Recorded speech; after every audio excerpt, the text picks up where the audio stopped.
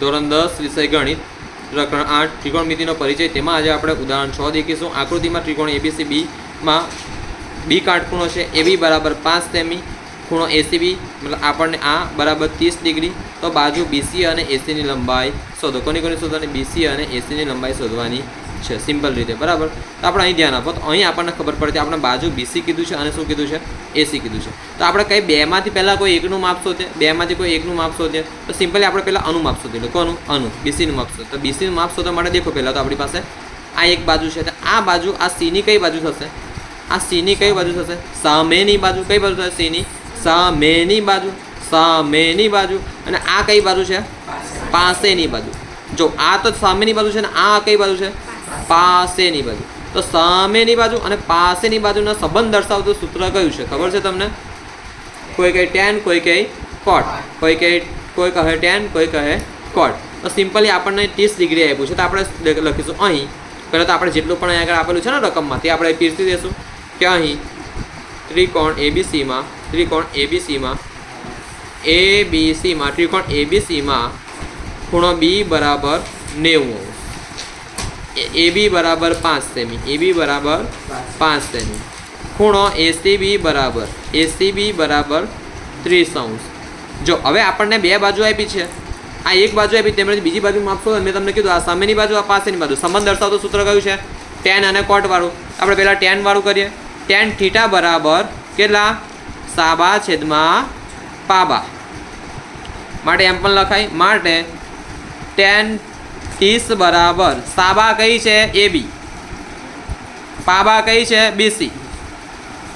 ચાલો છોકરા બોલો. ટેન 30 કેટલા થાય? 1/3 1/3 બરાબર. એબી કેટલા આપ્યા છે? 5/5 છેદમાં બીસીના બીસી. કેમ કે આપણે શોધવાના છે બીસી, આ શોધવાના છે. તો હવે ધ્યાન નહીં.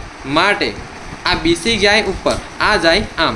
માટે બીસી બરાબર હવે 5. હવે આ ભાગાકારમાં છે મતલબ છેદમાં છે તો ઉપર જઈને અંશમાં જઈને શામાં જાય? ગુણાકારમાં થાય, બરાબર છે.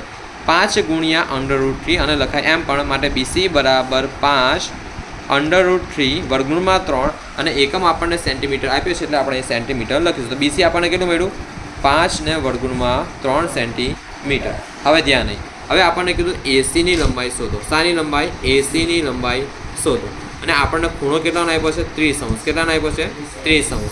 જો આપણને ઓલરેડી આ કઈ બાજુ છે? પાસેની બાજુ. આ શું છે? ગણેશ. આ શું છે? સામેની બાજુ. તો આપણને સામેની બાજુ ખબર છે ને? ચોખ્ખું તમે સાઇન ખબર, આપણે 30 ખબર છે. તો અહીં આપણે સાઇન લગાવો, કોસ લગાવો, કોઈ પણ રીતે તમે સૂત્ર મૂકો અને કોઈ આ એસીની લંબાઈ શોધો. કોની લંબાઈ શોધો? એસીની લંબાઈ. હવે જો એસીની લંબાઈ શોધવાની છે તો કયું એવું માપ છે, કયો એવો ત્રિકોણમિતિય ગુણોત્તર છે જેમાં કર્ણનો સમાવેશ થાય છે? સાઇનમાં આવે છે સાબા છેદમાં કર્ણ, કોસમાં આવે છે પાબા છેદમાં કર્ણ, તેને પેલા બી આવે સેક કોસેકમાં પણ આવી જાય ને. હા, કર્ણ છેદમાં સાબા છેલ્લે કર્ણ છેદમાં પહેલાં કર્ણ છેદમાં પાબા છેલ્લે કર્ણ છેદમાં સાબા, સેકમાં કર્ણ છેદમાં પાબા અને પેલા કોસેકમાં કર્ણ છેદમાં સાબા. તો સિમ્પલ આપણે સાઇનનું સૂત્ર લઈએ અને આપણે 30 આપેલું છે. સાઇન 30 બરાબર સાઇન 30 ડિગ્રી બરાબર. બોલો પેલા તો ખબર સામેની બાજુ છેદમાં કર્ણ, સામેની બાજુ છેદમાં કર્ણ. બોલો સાઇન 30 કેટલું છે? સાઇન 30 કેટલું છે? સાબા કઈ છે? સામેની બાજુ એબી. કર્ણ કયો છે? એસી. હવે સાઇન 30 કેટલું છે? 1/2 બરાબર એબી કેટલા છે? 5/5 એબી. અને એસી આપણે શોધવાના, કર્ણ આપણે શોધવાનું છે. તો માટે અહીં લઈ ગયા ઉપર એસી. માટે એસી બરાબર આનો શું થશે? ગુણાકાર. તો 5 ગુણ્યા 2 5 દુ 10 એટલે કે 10 સેમી આવી. માટે એસી બરાબર કેટલો? માટે એસી બરાબર 10 સેન્ટીમીટર આવ્યું. તેથી બીસી બરાબર 5 √3 સેન્ટીમીટર અને એસી બરાબર 10 સેન્ટીમીટર જે જવાબ મળે છે, બરાબર. આ દાખલો મોસ્ટ ટાઈમ દાખલો છે, પરીક્ષામાં પૂછવાની શક્યતાઓ રહેલી છે પૂરેપૂરી. જો પહેલાં આપણે અહીં ત્રિકોણ એબીસી આપણને આપેલું છે ચોક્કસ. તો અહીંયા આપેલું છે તો આપણે આગળ કોઈ ખૂણો દર્શાવેલો છે. તો ખૂણા પરથી અને તેમજ બાજુઓ દેખીને આપણે દેખીશું કે આપણે ખરેખર શું શોધવું છે. 30નું આપ્યું એટલે આપણે ટેન લીધું. ટેન કેમ લીધું કે સાબા છેદમાં પાબા સંબંધ દર્શાવે, સાબા અને પાબાનો સંબંધ દર્શાવે છે એટલે આપણે ટેન લીધું. કોટ પણ લઈ શકતા તોય કંઈ ખોટું નથી, બરાબર ને? તો તે પ્રમાણે આપણે રકમ લખવાની થાય, તે પ્રમાણે આપણે દાખલો ગણવાનો થાય. પછી અહીં સાઈન 30 લીધું કેમ કે મારે આગળ સામેની બાજુનો કર્ણ સંબંધ, પણ જો પાસેની બાજુનો કર્ણ સંબંધ રીતે હું લખી શકું તો સાઈનની જગ્યાએ શું લે? પાસેની બાજુનો કર્ણ સંબંધ કયું સૂત્ર દર્શાવે છે? કયું સૂત્ર દર્શાવે છે? કોસ. બીજું કયું? સેક. તો આ પ્રમાણે દાખલો પૂરો થાય